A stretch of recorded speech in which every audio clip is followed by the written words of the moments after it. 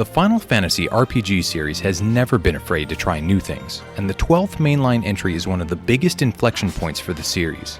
It's the first single-player Final Fantasy to include action-based combat and reuse the setting from Final Fantasy Tactics. Critics have enjoyed both its original release for PlayStation 2 back in 2006 and its remaster in 2017. The updated version has been on Game Pass since February of this year, but remaster or not, it's still 15 years old. Let's find out if Final Fantasy XII is a Game Pass or a game fail. Move along, boy. Pretty Boy Vaughn's brother was killed when the Empire invaded, so he wants to become a sky pirate and seek revenge. I'm going to take back what's ours. Along the way, he meets some like-minded colleagues who join up to bring the Empire down.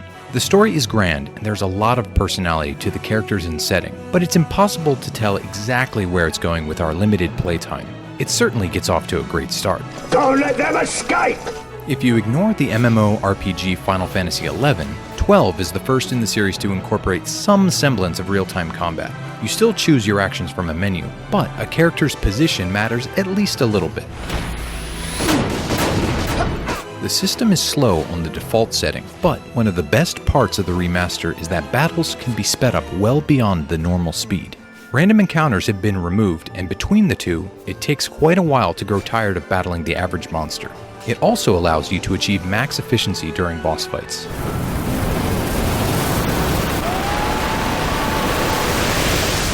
Final Fantasy XII's take on character customization is called the License System. You choose a job for each character, and then you can spend points earned through battles on stat increases, innate abilities, or new spells and equipment. It's all organized on a grid, but it's very bloated. There are just too many insignificant things to earn, and each equipment or spell space only unlocks a couple options. It diminishes the thrill of finding a new item since you generally have to unlock it on the license board before you can use it. The Gambit system is one of Final Fantasy XII's most memorable additions. You have up to 4 characters active in your party at once, and Gambits let them get involved without having to micromanage them. You can set up trigger points for specific actions like healing allies when they're low on hit points or casting water-based spells on fire-based enemies. It's great in concept, but it's hamstrung by the license system and having to purchase the various triggers. Unlocking the full system from the start would be overwhelming, but the curve is far too gradual. Game Pass has a wide range of RPGs from all sides of the spectrum, including plenty of Final Fantasy games. Final Fantasy VII, 8, 10, and 10-2 are already included, and while most of them are turn-based, some do have active elements. On the turn-based side of things, Square Enix has licensed Octopath Traveler and Dragon Quest XI to the service. Both are great options. Bethesda tackles the action side of things with Fallout 4 and Elder Scrolls 3, 4, and 5. Surely more are to come. If you want a true analog of Final Fantasy XII, BioWare's Dragon Age and Mass Effect games fit the bill. Then there are tons of indie RPGs like Undertale and Crosscode that stretch the boundaries further. If you love role-playing games, Game Pass has you covered with thousands of hours of potential playtime. Now it's time to find out, is Final Fantasy XII a Game Pass or a game fail? Quickly, Rex!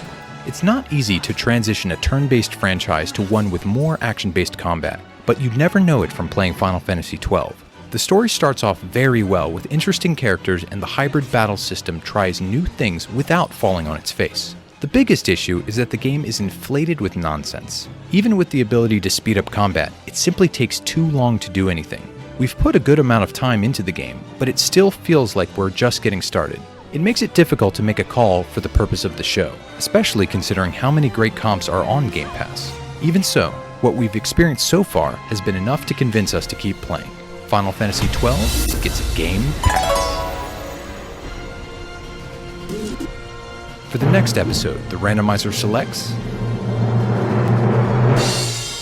Worms WMD.